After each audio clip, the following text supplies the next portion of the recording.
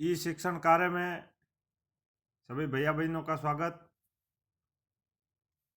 पाठ 8 गति। इस वीडियो में हम गति के बारे में अध्ययन करेंगे। दैनिक जीवन में हम कुछ वस्तुओं को विराम अवस्था में तथा कुछ वस्तुओं को गतिज अवस्था में देखते हैं। जैसे पक्षी है वह उड़ता है, मछलियाँ तैरती है, रक्त प्रवाह जो है वो सिरा और ध्वनियों में होता है, मोटर गाड़ियों का चलना, परमाणु अणु, ग्रह, तारे और आकाश गंगाएं सभी गतिमान हैं। कहने का मतलब ये हुआ कुछ वस्तुएं हैं वो गतिमान हैं, कुछ स्थिर अवस्था के अंदर है। ये अपन दैनिक जीवन के अंदर हमेशा देखते ही है। कोई वस्तु गति में है तभी है जब वह समय के साथ स्थिति में परिवर्तन होता है। समय के साथ स्थिति में परिवर्तन होता है तो अपन उसको कहते हैं कि वस्तु ने गति की। तथा कई ऐसी वस्तुएं हैं जिसमें गति जो होती है वो गति होती तो है परंतु प्रत्यक्ष रूप से नजर नहीं आती, अप्रत्यक्ष रूप से उसके साक्ष्य मिलते हैं। जैसे हवा है। हवा का गति का अनुमान अपन पेड़ की पत्तियां जो हिल रही है या धूल के कण उड़ रहे हैं उससे अपन लगा सकते हैं। परंतु सूर्य उदय और सूर्य अस्त हो रहा है, मौसम बदल रहा है, ये जो परिघटना है ये पृथ्वी की गति के कारण होती है।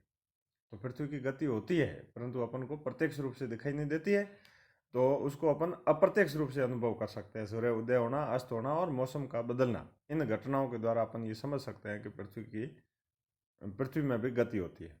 हम पृथ्वी की गति का अनुमान प्रत्यक्ष रूप से नहीं लगा पाते हैं। किसी व्यक्ति के लिए एक वस्तु गतिशील प्रतीत हो सकती है जबकि दूसरे लिए स्थिर। कोई एक व्यक्ति है, उसके लिए कोई वस्तु है जो गति अवस्था में हो सकती है, तो दूसरी वस्तुओं के लिए वो स्थिर अवस्था में होगी। उदाहरण के लिए, यदि कोई यात्री है वो बस के अंदर बैठकर यात्रा कर रहा, यात्रा करते वक्त उसको बाहर से यदि वो खिड़की से देखेगा, बाहर देखेगा खिड़की से, तो उसको पेड़ पौधे हैं वो पीछे चलते हुए नजर आएंगे। और यदि अपने पास में सीट पर यदि कोई दूसरा व्यक्ति बैठा है उसको देखेगा तो वो उसको स्थिर अवस्था के अंदर नजर आएगा। जबकि यदि सड़क के किनारे कोई व्यक्ति खड़ा है तो वो यदि उसको देखेगा, बस को देखेगा और बस के अंदर बैठे यात्री को देखेगा तो वो उसको गतिज अवस्था के अंदर नजर आएंगे। ने कहने का मतलब ये हुआ कि गतियाँ जो होती हैं उसके कई प्रकार के उदाहरण हैं और कई प्रकार की गतियाँ। इस प्रकार से हम देखेंगे बहुत सारी जो गतियाँ होती हैं वह जटिल होती है।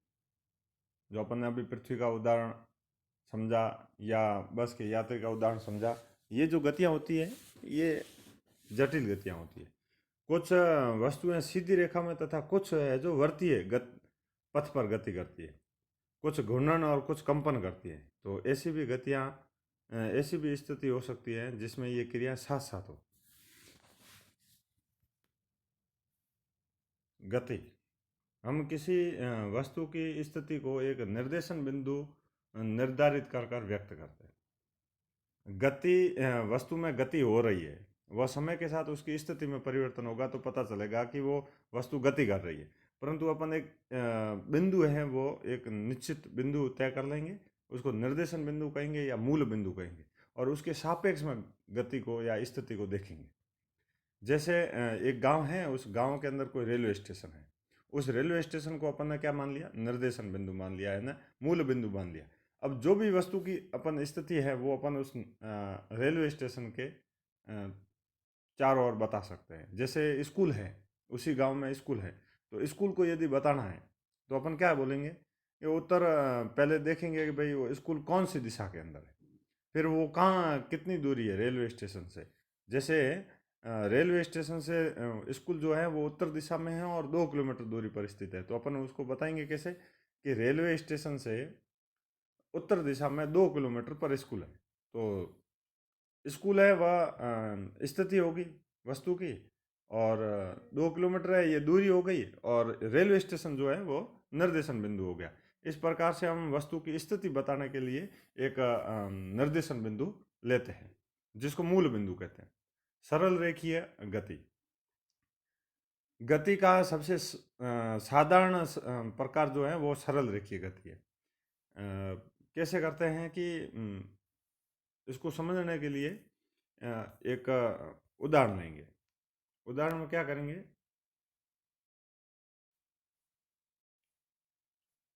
इस प्रकार से एक किसी सरल रेखीय पथ पर गतिमान वस्तु की स्थितियाँ। ये जो अंक दे रखे हैं 0 से लगाकर और 60 तक, ये किलोमीटर है। और ये जो ओ है, सी है, बी है और ए जो दे रखे हैं, ये वस्तु की स्थितियाँ हैं। यानी वस्तु ओ से शुरू हो रही है, 0 किलोमीटर से शुरू हो रही है, सी, बी और ए तक जाएगी, सी, बी और ए तक पहुंचेगी, सी, बी से होती हुई ए तक पहुंचेगी। तो कुल जो दूरी है वह 60 किलोमीटर है। तो वस्तु जैसे ओ से शुरू हुई और ए तक पहुंची, तो वस्तु द्वारा तय की गई कुल दूरी कितनी हो गई, 60 किलोमीटर।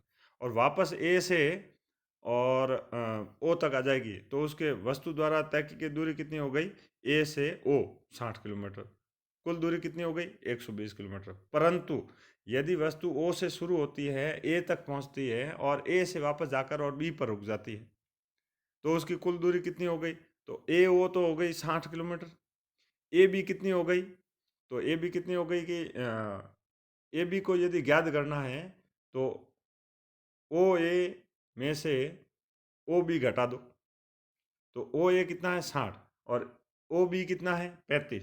तो 60 में से 35 चले गए, पीछे कितने बच गए, 25। तो 25 किलोमीटर ये हो गए। तो ओ ए जो था वो तो था 60 किलोमीटर, परंतु ए बी कितना है, ए बी 25 किलोमीटर है। तो टोटल कितना हो गया, 85 किलोमीटर कुल दूरी हो गई। इसी प्रकार से सी बिंदु पर आएगा, तो ए और सी के बीच की दूरी कितनी है, 35 किलोमीटर है। और ओ और ए के बीच की दूरी कितनी है, 60 किलोमीटर। 35 और 60 जुड़ जाएंगे, कितने किलोमीटर हो गए, 95 किलोमीटर। कुल दूरी हो गई 95 किलोमीटर। अब यहाँ ध्यान देने वाली बात यह है कि जैसे वस्तु जो है वो ए से ओ से शुरू होती है, ए तक आती है, 60 किलोमीटर दूरी तय की, वापस वहाँ से ए से सी तक आकर रुक जाती है। तो लास्ट बिंदु कौन सा हो गया उसका, सी। तो उसने कुल दूरी कितनी तय की, ओ ए 60 किलोमीटर और ए सी 35 किलोमीटर, 95 किलोमीटर हो गए। अब जो है उसके ओ और सी के बीच की दूरी कितनी है, ओ और सी के बीच की दूरी बतानी है। ओ और सी के बीच की दूरी बतानी है, ओ और सी के बीच की दूरी हो जाएगी 25 किलोमीटर। तो प्रारंभिक बिंदु कौन सा था, प्रारंभिक बिंदु था ओ। अंतिम बिंदु कौन सा है, सी। इसके बीच की न्यूनतम दूरी कितनी है, 25 किलोमीटर अभी फिलहाल। कुल दूरी तो 95 किलोमीटर है, परंतु न्यूनतम दूरी 25 किलोमीटर है। इसी प्रकार से जब प्रारंभिक बिंदु और अंतिम बिंदु के दूरी है, वह विस्थापन कहलाती है। ये विस्थापन की परिभाषा है कि प्रारंभिक बिंदु और अंतिम बिंदु उसके बीच में न्यूनतम दूरी कितनी है, वह उस विस्थापन का मान है। तो यहाँ जो प्रारंभिक बिंदु है ओ, अंतिम बिंदु है सी, इसके बीच की न्यूनतम दूरी हो जाएगी 25 किलोमीटर। तो ये विस्थापन है। यदि वस्तु सी से ओ से रवाना हुई, ए तक पहुंची, ए से बी सी होती हुई वापस ओ तक आ गई, तो प्रारंभिक बिंदु क्या है, प्रारंभ बिंदु ओ है, अंतिम बिंदु क्या है, ओ। इस दौरान विस्थापन क्या हो जाएगा, शून्य। परंतु कुल दूरी कितनी हो जाएगी, वस्तु द्वारा तय की गई कुल दूरी 120। ओ ए 60 किलोमीटर, ए ओ 60 किलोमीटर, 120 किलोमीटर कुल दूरी है, परंतु विस्थापन का मान शून्य रहेगा। से अपन विस्थापन का भी मान ज्ञात करते हैं। उसके बारे में ये पूरा उदाहरण है जो लिख रखा है। इसको पीडीएफ जो आएगी उसको रोक कर और अच्छी प्रकार से लिखेंगे, तो ये जो अभी मैंने समझाया है, ये स्थिति आपको समझ में आ जाएगी।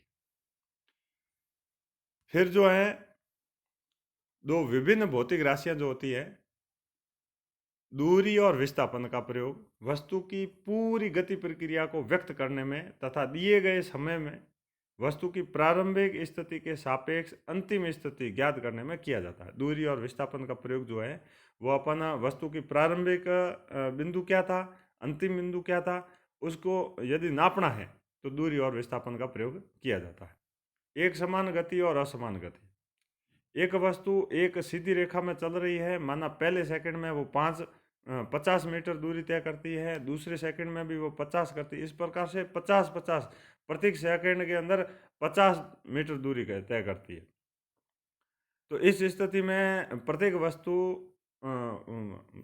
सॉरी इस स्थिति में वस्तु प्रत्येक सेकंड में 50 मीटर की दूरी तय करती है, क्योंकि वस्तु समान समय अंतराल में समान दूरी तय कर रही है, इसलिए इस गति को बोलेंगे एक समान गति। और इस तरह की गतियाँ जो समय अंतराल छोटा होता है, हम दैनिक जीवन में कई बार देखते हैं समय अंतराल असमान दूरी से तय, हम अपन जो दैनिक जीवन के अंदर जो गतियाँ करते हैं उसके अंदर वो असमान दूरी असमान दूरी है जो अपन तय करते हैं। जैसे भीड़ वाले स्थान पर चल रहे हैं, कार चला रहे हैं, पार्क के अंदर दौड़ रहे हैं, ये जो व्यक्ति की गतियाँ जो होती है ये असमान दूरियाँ होती है। क्यों के लिए ये एक सारणी है जो अपन समझेंगे। देखिए समय जो है वो प्रत्येक 15 मिनट के बाद में लिया जा रहा है, और ए वस्तु द्वारा तय की गई दूरी बताइए और बी वस्तु द्वारा तय की गई दूरी बताइए। तो 15 मिनट के बाद में ए वस्तु जो है उसको वो 10-10 मीटर ही दूरी तय कर रही है, परंतु ए जो है इसका निश्चित नहीं है। वो कभी जैसे 12 से 19 उसने जंप किया तो 7 मीटर चल गया 15 मिनट के अंदर, अगले 15 मिनट के अंदर वो 4 मीटर ही चल पाया, अगले 15 मिनट के अंदर वह 7 और 5 12 मीटर चल गया। इस प्रकार से वह असमान दूरी तय कर रहा है, परंतु ए वाली जो वस्तु है उसका जो समय अंतराल समान है, इसलिए वह समान दूरी तय कर रही है। इसको बोलते हैं असमान और समान गतियाँ। अभ्यास प्रश्न करने हैं, विस्थापन किसे कहते हैं, और असमान, इसमें असमान आ गया है, इसको असमान करना है। असमान गति को उदाहरण सहित स्पष्ट करना है।